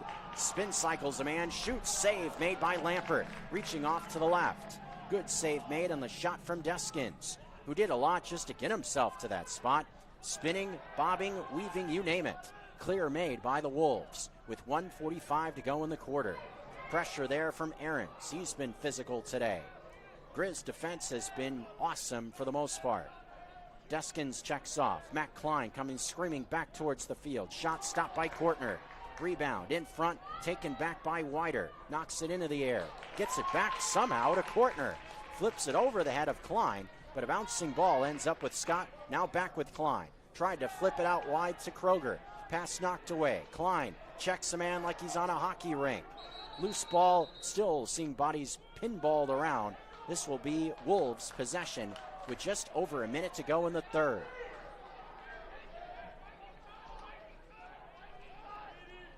Klein did just check a guy like he was on the ice at the Glacier Ice Rink. He is also a Grizz hockey player, one of the leading scorers for Grizz hockey this season. It's been a great addition to the lacrosse team as well. Speaking of physicality, here's Ray. Let's see if he goes with the truck stick again. A bounding ball ends up with Barron. I guess not this time. Kroger directing traffic. Going towards a screen on the far post. Still has it. Another screen from Scott. Coming a bit closer to the cage. Still holding it. 45 seconds on the shot. Winds it up a bit. Pass into the middle. All alone as Scotty scores. Lulling him to sleep was Kroger, finding a wide open Max Scott to make it 9-4. Everybody was fixated on number 33 in white. They forgot about Scott. He was wide open in front of the cage. That was about as easy as it comes for a hat trick for Max Scott. 31 seconds left in the third. And Kroger has been balanced all year in terms of having equal assist and goal numbers. And there's a great example of why he's so dangerous. On the face-off, Grizzlies scrumming it up. Deskins picks it up. Whistle stops play. What do we got now? Ball will be given back to Western Oregon. Live and good. Saunters across the midfield line. Final 20 seconds of the quarter. Live and good. Trying to get around Aarons. That's a tough task. A bouncing ball and an in-between hop kept alive. A shot is somehow stopped by Kortner on the near post. Alex Heck has it. He will Hail Mary, full of grace is the Lord with thee. To the far post, Barron shoots, knocked away. Almost a Hail Mary heave, working out correctly there, not quite. That's the end of the third quarter. Montana a 5-goal lead. Relatively comfortable. It's going to take something wild for Western Oregon to try to find an avenue to the tournament final. Things definitely got a bit frisky in that third with flags flying everywhere. Montana 1 quarter away from the PNCLL tournament final. Grizz a lead over the Wolves. It's 9-4. Our fourth quarter comes your way after this. It's easy to see why Montana is the treasure state. At the University of Montana, we look inside. We see an old truth with fresh eyes, that Montana's greatest treasure is its people. So whatever tomorrow brings, we meet it the only way we know how, with a mind for making. Because what's made in Montana is remaking the world. At the Stone of Accord, our liquor store has an extensive selection of Irish whiskeys, wine, and local spirits. We also have exciting events daily, and our complimentary beverages are always served with a smile. The Stone of Accord, Irish fare with Montana flair, restaurant, liquor store, and casino. Bring the whole family to the Stone of Accord for a wonderful brunch. From traditional comfort food to eclectic specials, there's something for everyone to enjoy. And it wouldn't be a proper Missoula brunch without an Irish coffee and a mimosa. The Stone of Accord, Irish fare with Montana flair, restaurant, liquor store, and casino.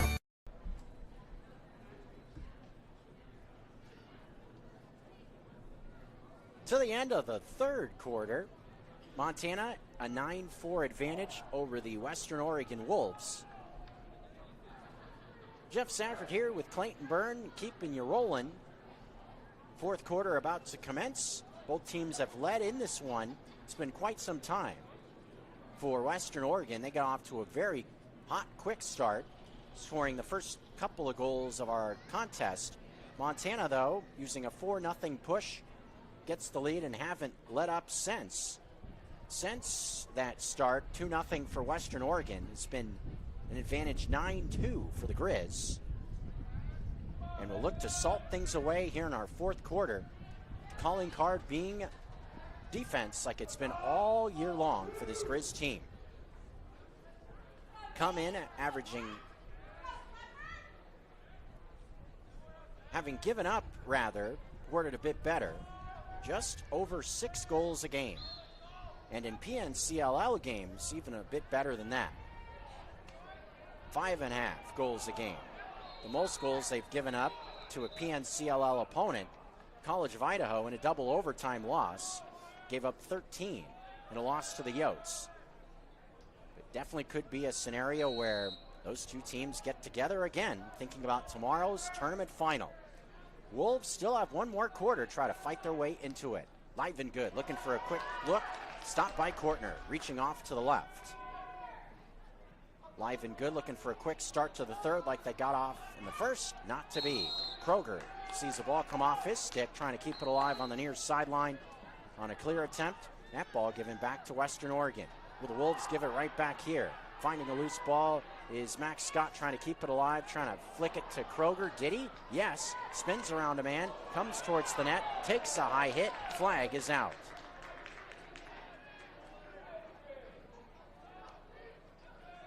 Could see that head just kind of jolt up to the left. The flag flies out as a result. Seeing another charter bus pull up. Mention our job's not done. Looks like folks from the D1 bracket starting to roll into the venue here in Tacoma. Shot from Kroger is stopped. Again, a flag down. No malice behind it. Seeing Pagakis exchange pleasantries with Kroger, saying, hey, my bad, just had a stick come up there. Didn't have anything behind it, just inadvertent, but still a penalty against Western Oregon. 13:48 to go, another chance for a man-up look for the Grizz. Thinking Oregon and keeping the trend in the Willamette Valley, my eyes do not deceive me. It looks like the Oregon Ducks have just arrived for their game that will come your way, scheduled right now, 4 o'clock local time, opposite University of Washington in the Division I bracket of this tournament. Kroger seeing a pass a shot, beg your pardon, from O'Brien, gets stopped on the far post. Slampert made that save. On the ride, though, Barron making life difficult, wins it back, has an uninvaded cage, trying to come towards the net, lost it, though, in front.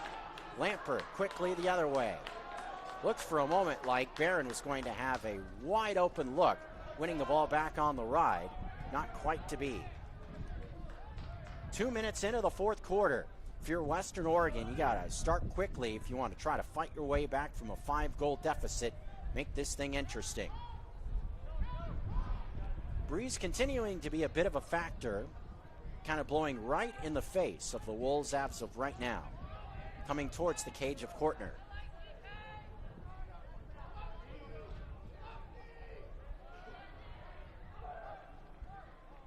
Here's TK. His shot off to the right. Again, typically wears number 24, does Knoll, wearing number 6 today. Live and good from X, using a screen. Partially knocked loose was the ball, kept it somehow, shot it way over the head of Kortner. With defensive pressure right in his hip pocket, seemingly where it's been all day long. Nelson, where's he going? Passes a bit high, picked off the carpet though. Wolves keep it alive. Here's Roman Burris. Breeze in his face, passes this way. I believe the shot clock was winding down in that sequence as well. It was. Kortner was closest to a shot that went out of bounds anyway, to the left of the net. Montana back with the ball, 12 minutes to go in the fourth.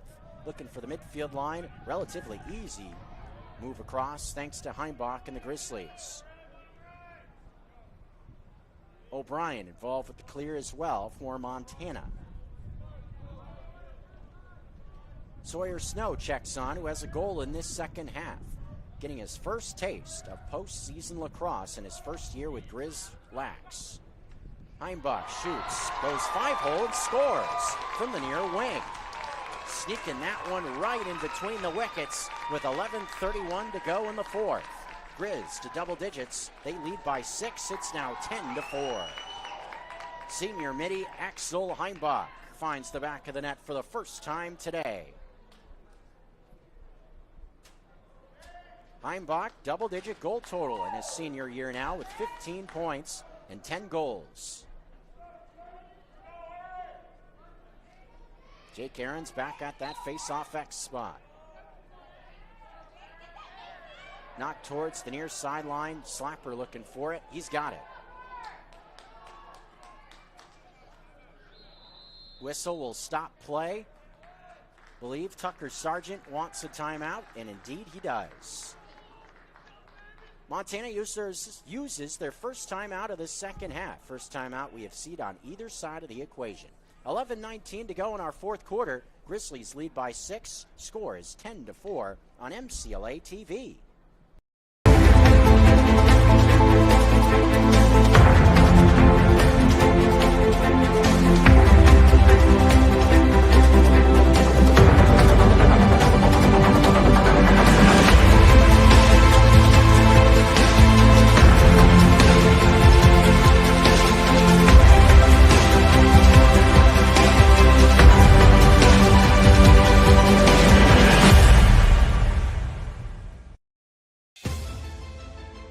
It's easy to see why Montana is the treasure state. At the University of Montana, we look inside.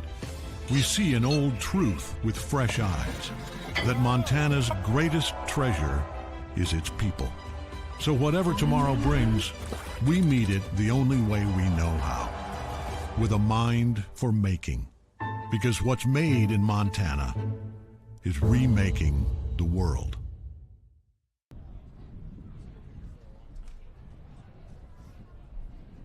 We're back out of a timeout in Tacoma, Washington, the second of 2 Division II semifinals in the PNCLL tournament. Montana trying to find an avenue back to the tournament final, a place they will find, if they get there, for the 5th straight year for head coach Tucker Sargent. Montana also would be in search of their 3rd PNCLL title in 5 seasons. One thing we know about this D2 bracket, no matter who wins this deal, it'll be a new champion in this PNCLL. It's the tournament champ from the last 2 years, no longer a member of the PNCLL, so kind of by default.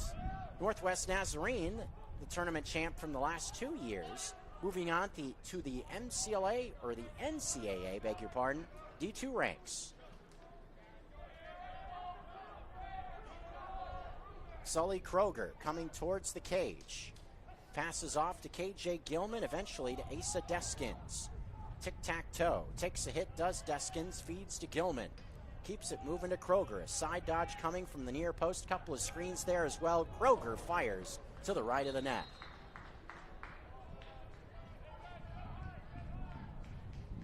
.27 left in the fourth.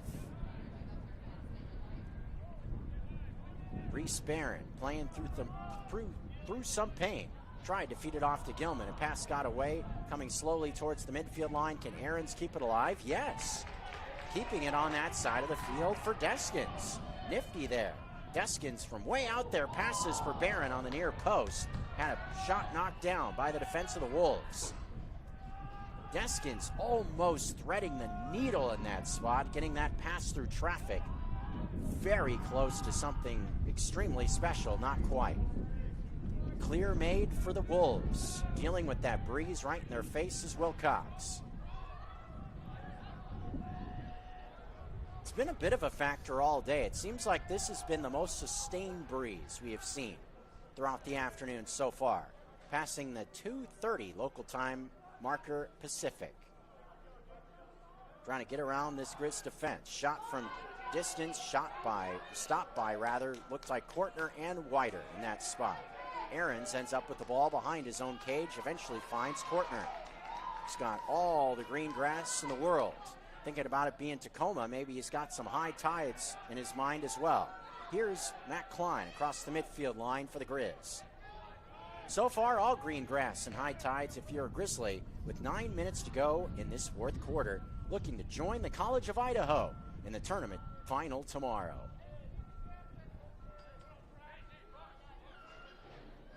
With an Outlaws song reference for good measure, here's Braxton McAngus.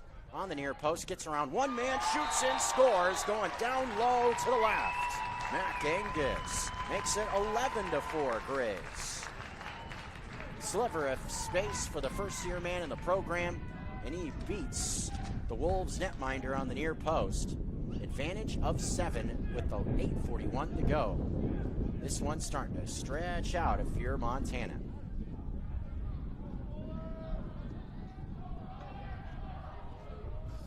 Two relatively similar games, what we've seen so far from both semifinals. College of Idaho definitely getting some fight from Western Washington in our first semi, seeing it be a 3-goal advantage at halftime. First game of the day was a 2-goal advantage for Montana at the half. We've slowly seen the two favorite teams in U of M and C of I start to flex their muscles as this game has gone along. Speaking of flexing muscles, a big hit applied by Matt Klein to knock the ball away and win it back for the Grizz after a scrum on the faceoff. 8:20 to go in the fourth. Grizzlies possess it again, looking to keep the hammer down in this fourth quarter to leave nothing to doubt.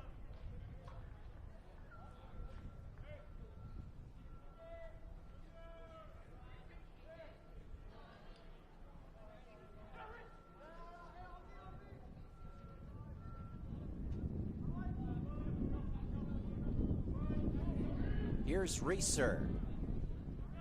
He's used his speed earlier to score, thinking about the first half.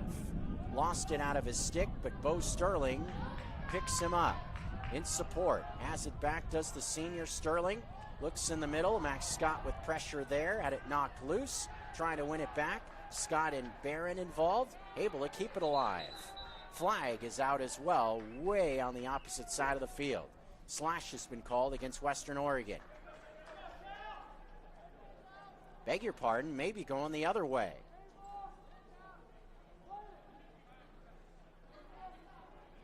Yes. Slash called on Max Scott. Penalty against the Grizz in this scenario with 7.5 minutes to go in the fourth quarter. So it will be a relatively rare man-up look for Western Oregon. Definitely had some more looks at it in the first half in scenarios like this. Saw a bunch of flags fly in that third quarter, but the vast bulk charged to Western Oregon. Man up look here for the Wolves. Livengood keeps it moving on the near wing. Pass gets away, but ends up on the far side of the field, settled down by Burris. Fake to pass to Livengood. Now knocked away from a pass from Marshall by Wider, flings it down the field, ends up with Jandro. Jandro lost it though as he crossed the midfield line. In support, Slapper wins it, comes towards the net, spins, keeps it alive, still alive, passes to Jandro. He's got some green grass in front of him. 6 minutes, 40 seconds in the fourth. Grizzlies in control, leading by 7.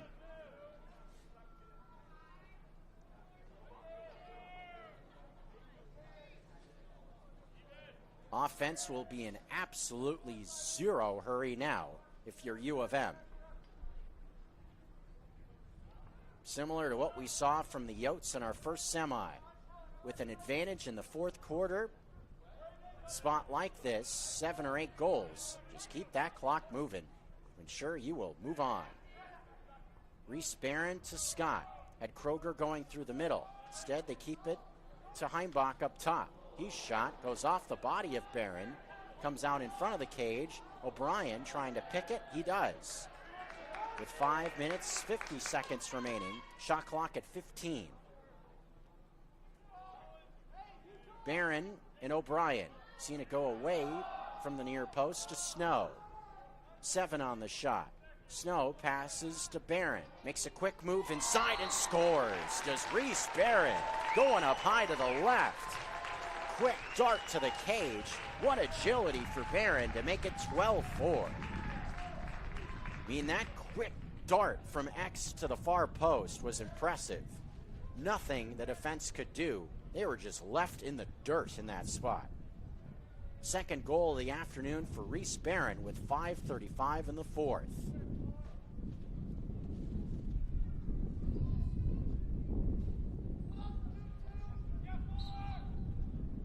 Face-off win, Western Oregon from Aaron Wilcox.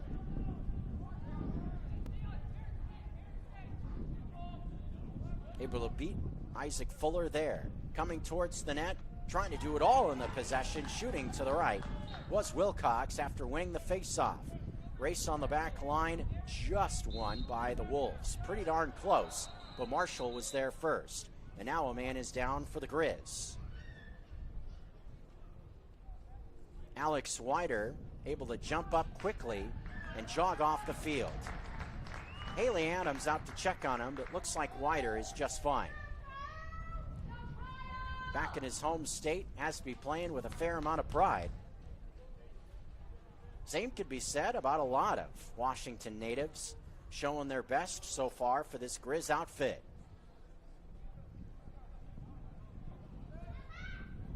The most common state on this Grizz roster is Washington. Fair amount from the state of Oregon as well. Thinking Sully Kroger, probably the most prominent Oregon native. 5 minutes remaining in our fourth quarter. Wolves trying to continue to fight. Shot from distance with pressure right there from Mason Slapper. Sees it knock out towards the bench of the Wolves. McIntosh puts a man on his behind. Flag is out with defensive pressure there. Hit too much from McIntosh. Klein knocks it back towards the stick of Wig, who picks it up. A little bit surprised we didn't see the whistle right there. Gonna flag down on the far sideline. Shot off the near post. Got past Kortner. You will now see the penalty acknowledged again against Reese McIntosh, it looks like.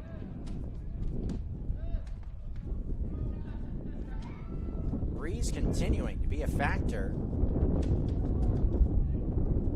can probably hear it from the crowd mic and other areas. Also seeing a kind of easy up tent put up across the way around the Western Oregon bench. It's a bit of a tough task to keep that thing planted. Seeing that thing go for a little bit of a ride over there, it looks like. Oh boy. Seen it happen before, where an easy up has gone for a long ride. Like it was taken off at SeaTac. Shot stopped by Kortner. Wig, a shot from distance, lets her fly. Slapper has his stick knocked out, but Wider in support tries to keep it alive. Came across the midfield stripe, and a whistle will stop things to give it back to the Wolves.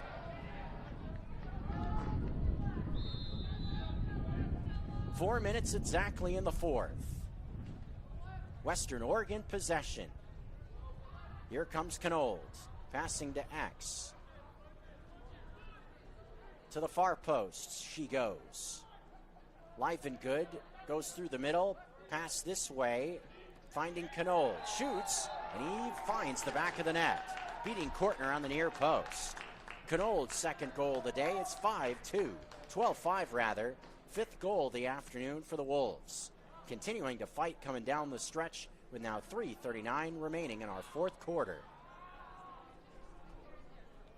In our D1 bracket coming up after this. Montana looks to be on their way to a rematch with the College of Idaho. And what a tournament final that may be. Thinking about what those two teams did just a few weeks ago. Battle off the face-off. Matt Klein playing physical again, maybe a little bit too frisky. Penalty flag comes out as well.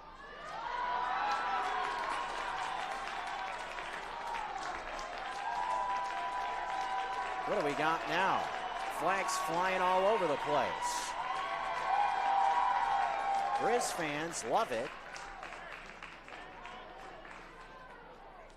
Officials talking at the midfield line.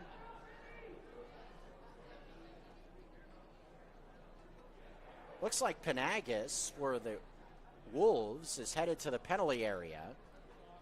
So my guess is that we had some more commentary after a whistle.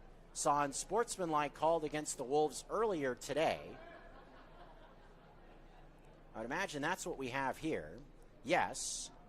1 minute non-releasable penalty, again for unsportsmanlike. 2 of them called now. 2 unsportsmanlike penalties called against the Wolves. Final 3.5 minutes of this fourth quarter. Bench for Western Oregon cannot believe it.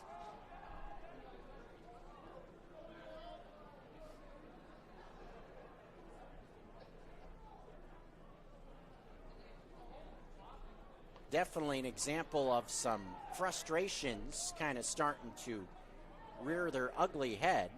In a situation like this, if you're the Wolves, mentioned they've won their last 7 games coming in, but unranked still entering this tournament, knowing their season doesn't see a tomorrow if they don't pick up a win in this matchup. Tough spot to be in. Sully Kroger lost it on the near post, comes back into the crease. Lampert was able to win it back there for Western Oregon. He lobs it slowly to Jack Livengood. Comes across the midfield line at the 3-minute mark of the fourth quarter.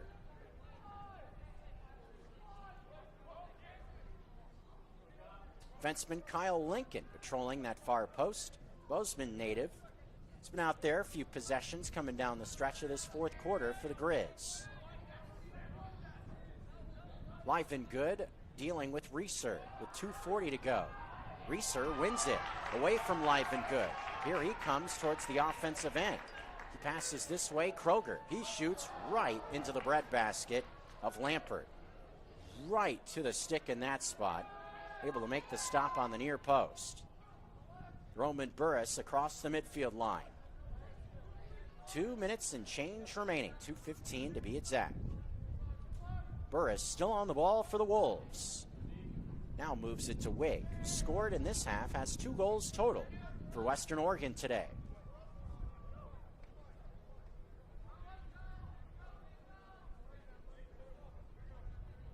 .155, seemingly a chance to breathe for both of these teams, with the Wolves in no hurry with 40 on the shot clock. Ball almost gets away, far sideline, but Marshall keeps it alive. Moves it back to Wig. Wig and Marshall still playing catch over there on the far sideline with Lincoln following the ball. Marshall, stutter move. Is he going to think about winding it up to go towards the cage on a dodge? Maybe. Shot clock at 15. Marshall still with it. As a man in X, also a screen available if he wants to think about that. He chooses the screen from Nelson on the near post. Marshall now comes to X. Pass on the far post. Shot. Wig is off the far siding of the cage. Jandro not looking for the ball at it. Evade him on a pass from Kortner, but able to find it. Coming across the midfield line, able to recover was Jandro. 2 bumps, one of them from Livengood rather. Sees it knocked loose, but ends up with O'Brien. Final minute of regulation. Shot clock is off. That will just about do it in this PNCLL semifinal. Montana has fallen short of a conference championship the last 2 years. Won't have to deal with the Nighthawks this year. But a Yotes team, another team from the Treasure Valley, will come calling tomorrow. What was a barn burner the last time these two teams got together, thinking the Yotes and the Grizz, that's what we will see tomorrow. 2 top 10 nationally ranked teams. 2 teams looking to solidify a tournament resume. That will be a heck of a game. Saw overtime the last time. What will the tournament final bring? We'll find out tomorrow. Grizzlies get the win, 12-5 over Western Oregon.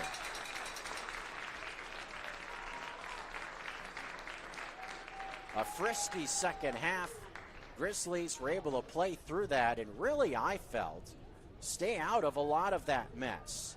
Saw sportsmanlike penalties called, a lot of flags flying. Montana seemingly was all business in that contest.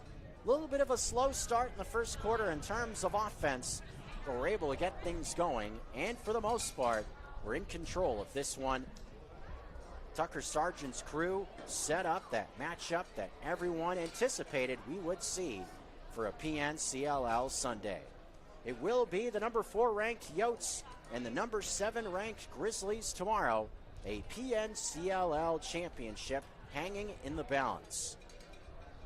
Mentioned Montana's 5th consecutive PNCLL tournament championship appearance. It will be the Yotes' first since 2022. And that was a game won by the Grizzlies at Simplot Stadium. At the time, the Yotes were ranked higher than U of M. College of Idaho actually in that game was ranked number 1 and were undefeated in that battle. Montana lost in overtime at Simplot Stadium earlier this year as well. We'll see what the second time brings tomorrow. That will be a 10 a.m. local start time in the tournament final featuring U of M and COI. Western Washington, that will bring their season to a close. Their record to end the year, nothing to sneeze at 9-5 for the folks from the Willamette Valley. Wyatt Livengood has to be happy with his team's effort this season. Just unable to get through U of M in this battle in the semifinal of the PNCLL tournament. That's a wrap for the Division II bracket. We got the D1 tournament to think about now. In just about an hour's time, 4 o'clock scheduled opening faceoff, we will see the Oregon Ducks kick things off in the Division I bracket, facing off with their rival, the University of Washington. Anytime UW and U of O gets together in any sort of sport, I would imagine you could see some bad blood, no question. And then in a tournament final rematch from last year, we'll see it occur in the semis in 2026. The defending tournament champ, Boise State Broncos, will look to pull the upset against Simon Fraser in the second semifinal. It will be at 7 o'clock. But that's a wrap from the Division II tournament. I want to thank both on the tech side of the equation back at the Missoula Broadcasting Company, Hayden Smith and Tommy Evans, our producers. Also from Prodigy Media and MCLA TV, Rick Clattis, for your help. Our cameraman is Clayton Byrne. I'm Jeff Safford. Montana, a win over Western Oregon, and the College of Idaho over Western Washington, setting up a PNCLL final in the Division II bracket. We'll see how it all plays out in the Division I side of things with